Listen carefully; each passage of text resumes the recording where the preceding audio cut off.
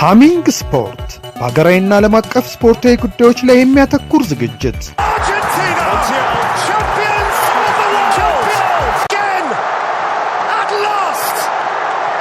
በሃሚንግ ስፖርት የስፖርት ዜናዎች፣ በተመረጡ ርዕሶች ላይ ውይይት፣ የእንግዳ ዝግጅት፣ የስፖርተኞች ግለ ታሪክና የሴቶችን እግር ኳስ በልዩ ሁኔታ ይዳስሳል።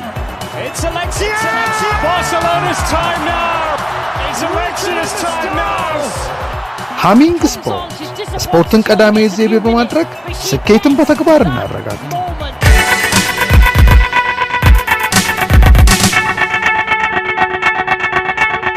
በዚህ ሳምንት ብቻም ሳይሆን ባለፉት 5 እና 6 ሳምንታት በስፔን ላሊጋ በጣም ጠንካራ ቡድን የሆነው ሪያል ቤቲስ ነው ማለት ይቻላል። ሪያል ቤቲስ ከ4ኛው ሳምንት እስከ 9ኛው ሳምንት ያሉት ውጤቶቹን እንኳን ብንመለከት በ4ኛው ሳምንት ሪያል ሶሲዳድን 3-0 አሸነፈ።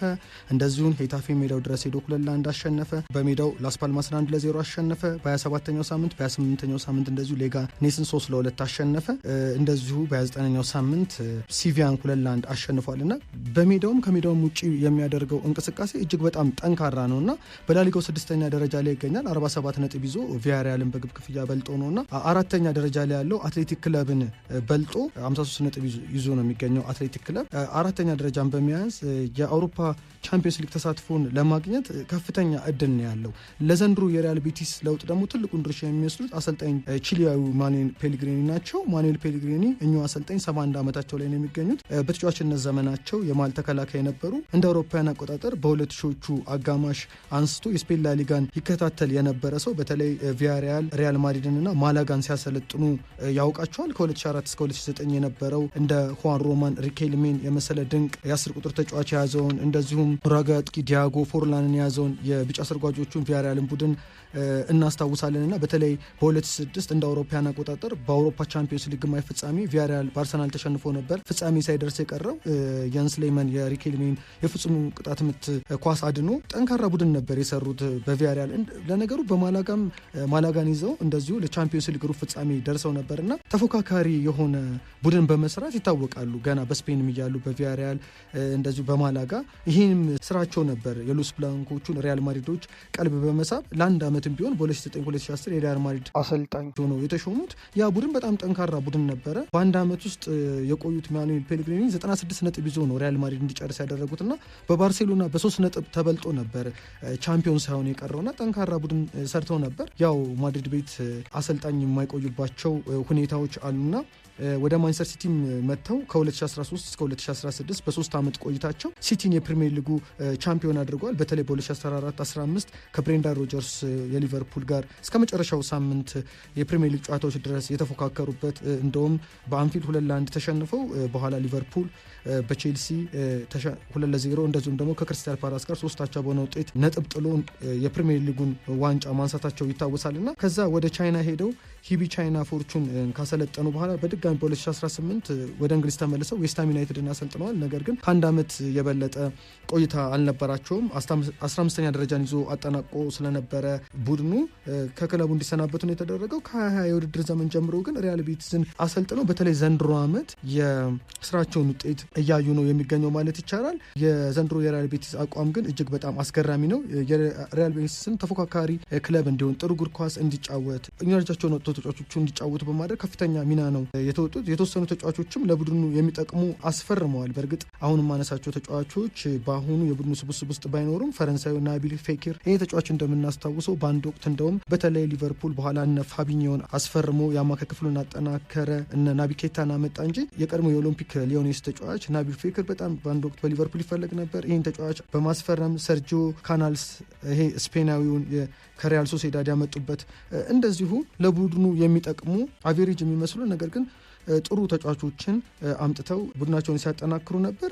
አሁን ላይ ደግሞ ከቡድኑ ውስጥ ከተመለከተን ብራዚሊያን አንቶኒ ማንሳት ይችላል። በተለይ ከማንቸስተር ዩናይትድ ጋር በውሰት ከተሰጠ በኋላ ለክለቡ ከፈረመ በኋላ ከፍተኛ አስተዋጽኦ እያበረከተ ይገኛል። ዝውውሩንም ቋሚ ለማድረግ እንግዲህ ሪያል ቤቲስ ይፈልጋል። በተለይ አሁን በማኑኤል ፔሌግሪኒ ቡድን ውስጥ እያሳየ ካለው አቋም አንጻርና ይሄ ክንፍ ተጫዋች በ22 ነበር በ85 ሚሊዮን ዩሮ ማንቸስተር ዩናይትድን የተቀላቀለው። ከአያክስ ሲመጣ የጠበቁትም ነበሩ፣ እንደተጠበቀውም አይሆንም ብለው በልጁ ላይ ጥርጣሬ የነበራቸው ነበሩ። 17 የጎል አስተዋጽኦዎች ብቻ ነበር ግን ማድረግ የቻለው በ96 ጨዋታዎች በማንቸስተር ዩናይትድ ቆይታውና ብዙ አመርቂ አልነበረም። በ14 ጨዋታ ሁሉ አንድ ጎል ነበር ያስቆጠረውና በእርግጥ ይሄ የክንፍ መስመር ተጫዋች ነው። ነገር ግን በማንቸስተር ዩናይትድ ጥሩ አልነበረም። የማንቸስተር ዩናይትድ ቡድንም እንደ ቡድን ያለበት ችግር ሊሆን ይችላል ልጁን እንደዚህ ያደረገው። ቢሆንም ግን የተጠበቀውን ያህል አልነበረም። ከአያክስ ከመጣ በኋላና ወደ ሪያል ቤቲስ ከተዘዋወረ በኋላ በጥር 2025 ሪያል ቤቲስ ከአትሌቲኮ ቢልባኦ ጋር 2-2 በተለያየበት ጨዋታ ነበር ተሰልፎ ጨዋታውን አንድ ብሎ የጀመረው። የመጀመሪያ ጎሉን በማስቆጠርና የጨዋታው ኮከብን በመሆን ገና ከጅምሩ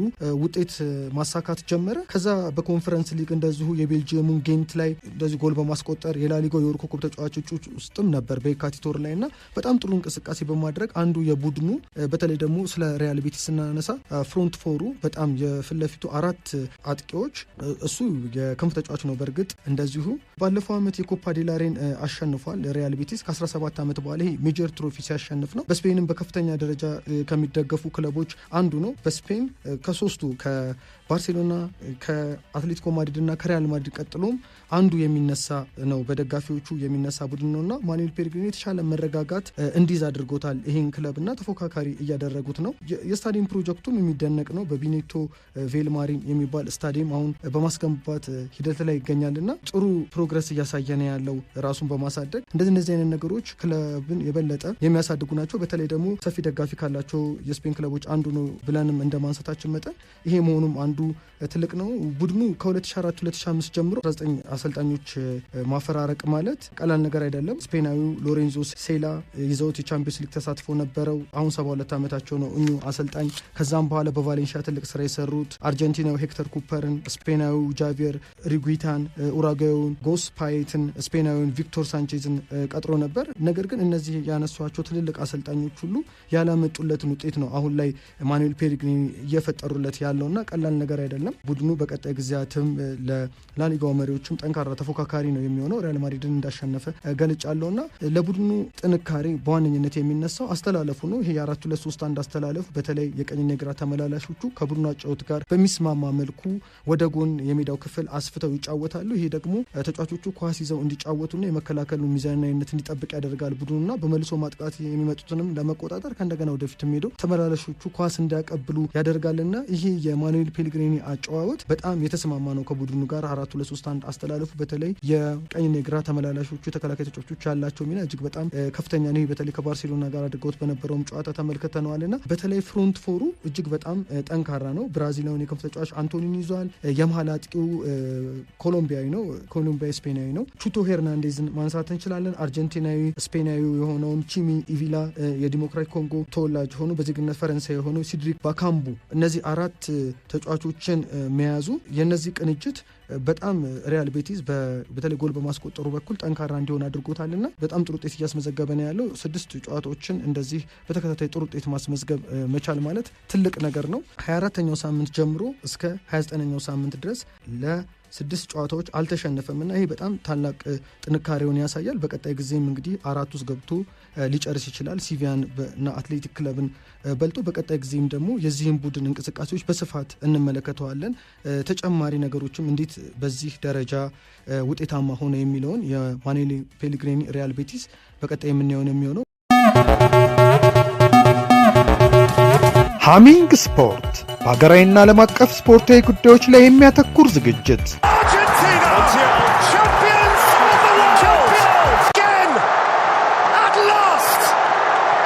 በሃሚንግ ስፖርት የስፖርት ዜናዎች፣ በተመረጡ ርዕሶች ላይ ውይይት፣ የእንግዳ ዝግጅት፣ የስፖርተኞች ግለ ታሪክና የሴቶችን እግር ኳስ በልዩ ሁኔታ ይዳስሳል።